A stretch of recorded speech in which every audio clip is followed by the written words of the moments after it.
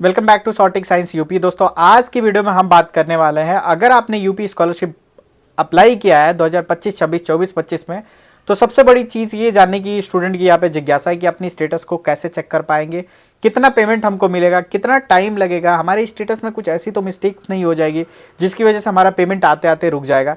ये सारे सवालों का जवाब इस वीडियो के अंदर हम आपको प्रोवाइड करने की कोशिश करेंगे। सबसे पहले ये जान लेते हैं दोस्तों, 2024-25 में आपको पता है कि 2025-26 में अभी 9, 10, 11, 12 की डेट ओपन है, जिसमें लास्ट डेट 6 दिसंबर है। बट अनफॉर्चुनेटली जब स्टूडेंट इस पर लॉग इन करके रजिस्ट्रेशन ओटीआर वगैरह तो सब कर ले रहा है, बट जैसे ही रजिस्ट्रेशन फॉर्म फिल करने की कोशिश कर रहा है ये वेबसाइट एरर आ जा रहा है, क्योंकि इस पर इतनी ज़्यादा हैवी लोड है। क्योंकि 2024-25 वाले भी स्टूडेंट अप्लाई कर रहे हैं, 25-26 वाले स्टूडेंट भी बार बार लॉगिन करके अपनी स्टेटस को जानने की कोशिश कर रहे हैं, और तमाम प्रकार के यहाँ पे और भी स्टूडेंट यहाँ पे लॉगिन करने की कोशिश कर रहे हैं, जिसकी वजह से ये वेबसाइट अभी उतनी ज़्यादा फंक्शनल नहीं कर पा रही है। बट इट माइट भी चांस, ऐसा कहा नहीं जा सकता, बट 10%, 20% अभी भी चांसेस है कि 9, 10 वाले डेट को थोड़ा सा और भी एक्सटेंड करने के लिए। क्योंकि दोस्तों अभी देख सकते हो 6 दिसंबर की डेट है, बट अभी वेबसाइट पूरी तरीके से काम ही नहीं कर रही है, तो स्टूडेंट यहाँ पे रह जाएंगे। बट फिलहाल के लिए आज की जो वीडियो हम बात करने वाले हैं, सबसे पहले हम बात कर लेते हैं कि आपका पेमेंट कब तक आएगा। अगर आपने 2025-26 में अप्लाई किया होगा दोस्तों, अगर आप 2025-26 में अप्लाई किया होगा तो आपकी जो फर्स्ट फेज आपकी फॉर्म वेरीफाई हो जाएगी, तो फर्स्ट फेज की जो पेमेंट आने वाली थी वो 24 जनवरी 2026 है। अब स्टेटस कैसे आप लॉगिन करोगे सबसे पहले मैं बता देता हूं, उसके बाद मैं बताऊंगा कि पेमेंट कब आएगी, किस तरीके से आपका स्टेटस होता है। आपको दोस्तों लॉगिन पे क्लिक करना है स्टूडेंट वाले सेक्शन में। जैसे ही स्टूडेंट वाले सेक्शन पे क्लिक करोगे, यहाँ पे देख सकते हो, इसके बाद से दोस्तों नीचे आना है, और आपको अगर आप फर्स्ट टाइम अप्लाई कर रहे हो तो फ्रेश वाला टैब, नहीं तो सेकंड टाइम कर रहे हो तो रिन्यूअल स्टूडेंट वाले टैब को क्लिक करेंगे। लेकिन अगर आप 9, 10, 11, 12 वाले हो, 9, 10 वाले हो तो प्री मैट्रिक, 11, 12 हो, या फिर आप कोई भी 11, 12 वाले हो तो पोस्ट मैट्रिक, और 11, 12 के अतिरिक्त है तो आप post matric other than inter भी करेंगे, और दूसरे स्टेट से हैं और यूपी स्कॉलरशिप अप्लाई कर रहे हैं तो ये वाली। अब वो डिपेंड करते हैं कि आप फ्रेश हो, फर्स्ट टाइम अप्लाई किया, और रिन्यूअल, तो दोनों उसके हिसाब से आप चूज करेंगे। तो हमारा जो स्टूडेंट है कि वो बेसिकली बीटेक का स्टूडेंट है, और बीटेक के स्टूडेंट के साथ साथ ये post matric other than inter है, तो मैं इस पर क्लिक करने की कोशिश करूंगा। यहाँ पे दोस्तों इनकी ओटीआर आईडी और पासवर्ड यहाँ पे फिल करने की कोशिश करेंगे। जैसे कि आप यहाँ पे देख पा रहे, इनकी ओटीआर आईडी और पासवर्ड हम यहाँ पे फिल करेंगे। ओटीआर आईडी और पासवर्ड फिल करने के जैसे ही बाद दोस्तों यहाँ पे एक ऑप्शन आ जाएगा चेक योर स्टेटस।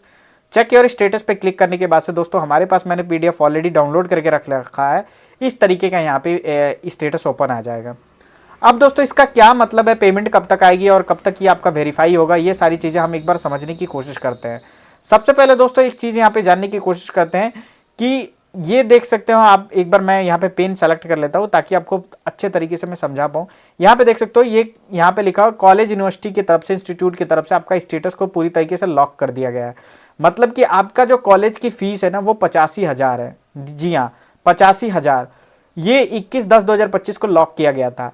अब देखो दूसरा जो अफिलिएटेड एजेंसी है वो भी आपकी फीस को, सेम फीस को लॉक किया है 85,000, ठीक है। और इसके साथ ही दोस्तों यहाँ पे देख सकते हो वेलफेयर ऑफिसर है जो, वो भी 85,000 आपके पेमेंट को यहाँ पे लॉक किया है। तो मोस्ट प्रोबेबली आपका जो पेमेंट आने वाला है वो बेसिकली आपका 85,000 ही आने वाला है इस स्टूडेंट का। अगर मान लीजिए कभी कभी यहाँ पे 8,057 हो गया, किसी का 7,057, किसी का 6,057, तो जो मिनिमम पेमेंट आता है ना वही बेसिकली यहाँ पे बाय डिफॉल्ट स्टूडेंट को आता है। ऐसा नहीं है कि यहाँ पे तीनों सेम हो, किसी किसी कंडीशन में आप सभी स्टूडेंट का यहाँ पे किसी का ज़्यादा होगा, किसी का कम होगा, वो डिपेंड करता है। आप कुछ फॉर्म में अलग फिल करोगे, कॉलेज वाले वेरीफाई कुछ अलग करेंगे, एफिलिएटेड एजेंसी कुछ अलग वेरीफाई करके लॉक करेगी, वेलफेयर ऑफिसर अलग वेरीफाई, क्योंकि वो कॉलेज की पूरी उनके पास डिटेल्स होता है, यूडाइस कोड के तहत वो सारी चीज़ें चेकआउट करते हैं, और एक्चुअली में उसकी फीस क्या है और इस स्टूडेंट कितना डिजर्व करता है वो वहाँ पे जाके वो फीस एंटर करता है अपने एंड से। भले ही आप कितना भी भरो, हॉस्टल फीस दो, हॉस्टल फीस का वो वार्डन से सिग्नेचर करा के वेरीफाइड करके दो। अगर कॉलेज वाला जो आपका नोडल ऑफिसर है वो उतना नहीं जो फॉरवर्ड करता है फॉर्म आपका वेरीफाई करने के बाद से, अगर वो इतना फीस नहीं फिल करता है तो आपके हॉस्टल का वार्डन का सिग्नेचर वगैरह सब धरा का धरा रह जाएगा। तो अब ये चीज़ें होगी कि 85,000, ये चीज़ें आपको समझ में आ गई। ये क्लेम फीस स्टूडेंट ने, अगर ये स्टूडेंट वाला नहीं भरा है तो कोई दिक्कत नहीं, यहाँ पे भी एक ऑप्शन होता है 4 फीस, यहाँ पे भी एक होता है स्टूडेंट ने कितना क्लेम फीस किया था। तो यहाँ पे हॉस्टल वाले भी स्टूडेंट यहाँ पे अपना ऐड कर देते हैं बहुत सारे, बट मिनिमम जो होता है वही मिलता है। अगर ये हॉस्टल के साथ ऐड करते तो वेलफेयर ऑफिसर भी उतना ऐड करता है, ये भी ऐड करता है, तो मोस्ट प्रोबेबली मिल जाता है। अब दोस्तों यहाँ पे देख सकते हो इस बंदे का जो ओटीआर है 1 टाइम ये कंप्लीटेड कर दिया गया है, अच्छी बात है। रजिस्ट्रेशन रेफरेंस नंबर ये भी इनको मिल चुका है, फाइनल सबमिशन भी हो चुका है। इंस्टीट्यूट लेवल से ये डेफिनेटली फॉरवर्ड हो गया है, मतलब बड़ी अच्छी गुड न्यूज़ है इनके साथ।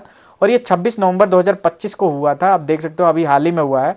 तो इनका इंस्टीट्यूट से वेरिफिकेशन होकर फॉरवर्ड हो गया है। तो अब इनका यूनिट ये अफिलिएटेड एजेंसी इनका फॉरवर्ड करेगी, वेरीफाई करके कंप्लीट करेगी, फिर डाटा लेवल स्क्रूटनी होगा, फिर अकाउंट की वेरिफिकेशन होगी, क्या ये अकाउंट डीबीटी मोड से लिंक है या नहीं, तभी पेमेंट आएगा। फिर उसके बाद से डिस्ट्रिक्ट स्कॉलरशिप सेक्शन कमेटी के द्वारा, मतलब यहाँ पे DSSC जो ऑफिस होता है वो वहाँ से यहाँ पे इनकी वेरीफाई होगी, कंप्लीटेड होगी, फिर पेमेंट स्टेटस में यहाँ पे क्रेडिट लिख जाएगा।